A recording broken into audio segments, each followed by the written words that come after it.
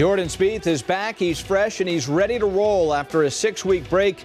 Could the Australian Open be the perfect way to end the year and start another? Spieth, now the 5th-ranked player in the world, won the Aussie Open by 6 in 2014, finished 2nd last year.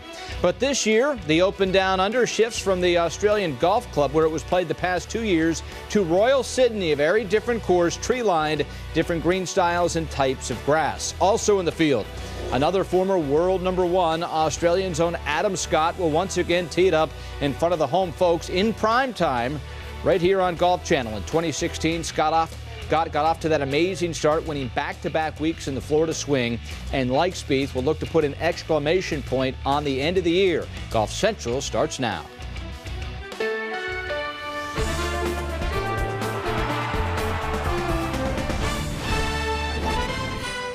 Golf Central, brought to you by Titleist.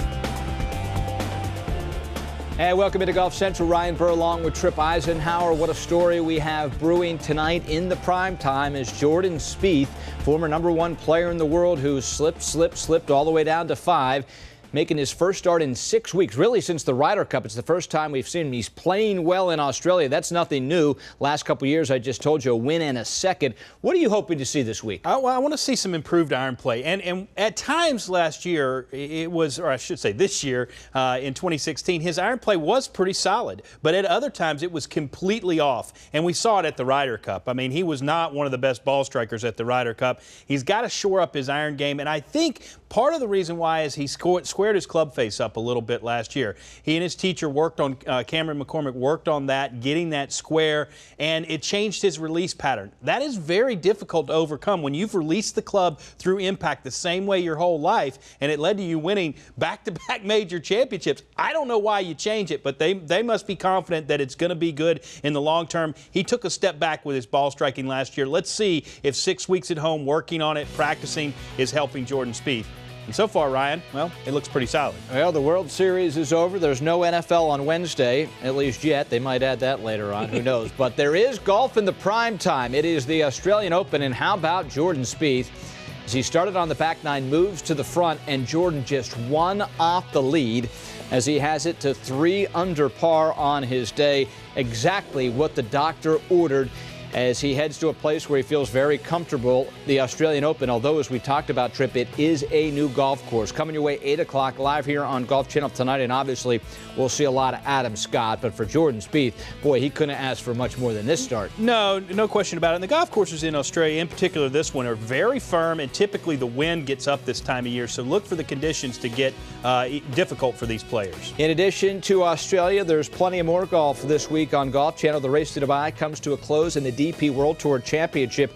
Rory McIlroy returning to action. Henrik Stenson trying to capture his 2nd season title on the European Tour. The action starts 9 hours from now. So a busy night all the way around. The PGA Tour in Sea Island starting tomorrow for the RSM Classic. It's the final chance for players to earn FedEx Cup points this calendar year. And the LPGA Tour is just about at the finish line. The race to the CME Globe ends Sunday in Naples. Coverage beginning tomorrow at 4:30. So the LPGA Rolex Player of the Year will be decided this week, with the top 2 players in the world returning to action in the CME Group Tour Championship. Arya Jaitanyagarn is the leader with 261 points on the strength of 5 wins. World #1 Lydia Ko just 14 points back. She needs a win to have any chance of toppling Arya. While the race for the Player of the Year is still up for grabs, In-Gee Chun has already earned enough points to lock up the Louise Suggs Rolex Rookie of the Year. Chun not only won the season's final major of the Evian Championship, she's also 2nd in scoring average behind only, you guessed it, Lydia Ko. So, Tripp, this wasn't much of a race, and it speaks to just how good In-Gee Chun is. You want to see a good golf swing, watch that woman swing the golf club. It is beautiful to watch. So Chun has something to play for this week. The race to the CME Globe points have been reset, and Chun, along with the top 9 in the standings, all have a mathematical chance of winning. We saw it in the PGA Tour Champions, the race to the Charles Schwab Cup this past weekend, that anything can happen, especially if someone outside that top 9 comes up and gets the victory. Those in the hunt also, of course, starting with Lydia Ko. It's about, how consistent you've played, throughout the year. So to, be able to have that chance again, and, especially if you're in the top 3, it's a really cool position to be in, but at the same time, I'm going to try and more focus on the golf and not think about the awards and the money and the globe. It's very important in my life because it's a really big tournament, the last tournament too. And I want a really good finale. It's like last tournament. Coming in pretty fresh this week. Yep, I'm feeling pretty good, so hopefully I can have a good week. I'll probably be just playing my game, just trying to have fun out there, not really thinking about the points. It's going to be a last chance for everyone to finish strong. I hope everyone get their A game. Everyone will be very happy. Well, Tripp, so much to be decided as we talk about each of the top 9 have that mathematical chance. Yeah, they do, and I love these season-ending races coming down to a tight race.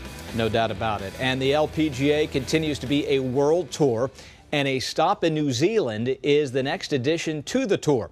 LPGA Commissioner Michael Wan announced today that the plan is to stage a $1.3 million Lydia Ko headlined LPGA sanctioned tournament in Ko's home country. The New Zealand Open will be held in Auckland, the world number 1's hometown. Lisa Cornwell talked with Lydia today in Naples. Lydia, I know you're all smiles with this big announcement. What does it mean to you when you really think about it? I mean, you're helping add an LPGA event in your home country. How special is that?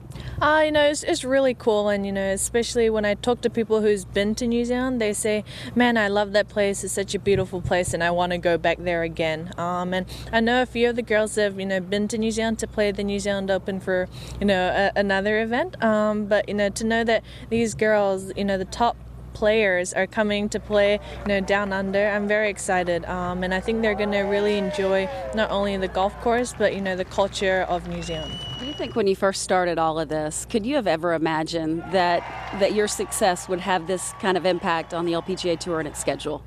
Not really, because to me, I was out here trying to play the best I can and, focusing on that one shot and not think about what could possibly happen. And, for us, especially with the great role models I've had, if we can make a bit of a difference, I think it's a job well done. And, when I go back to New Zealand and, hear these juniors say, hey, I want to be like you, or I took up the game because of you, it's something that, when I hear it, I feel so proud of it.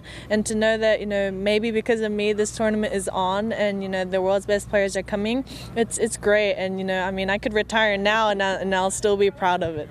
And she started off on the right foot, not only smiling and celebrating this edition, but giving us all chocolate. So everybody's a winner. No doubt about that. Some other news to pass along. Paula Creamer and her longtime caddy Colin Can have mutually agreed to part ways at the end of the week. The two have been together on the LPGA Tour for 12 years. Cam will take over South Korea's Sunghoon Park's bag during her rookie year next season on the LPGA Tour. Still to come, Davis Love III hosting This Week on Sea Island, and he brought a friend to show off for all to see. Plus, Brant Snedeker was great for Captain Love in the Ryder Cup.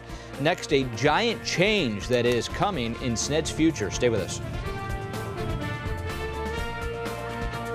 Golf Central is brought to you by the Titleist Pro V1 and Pro V1X. Make a difference in your game.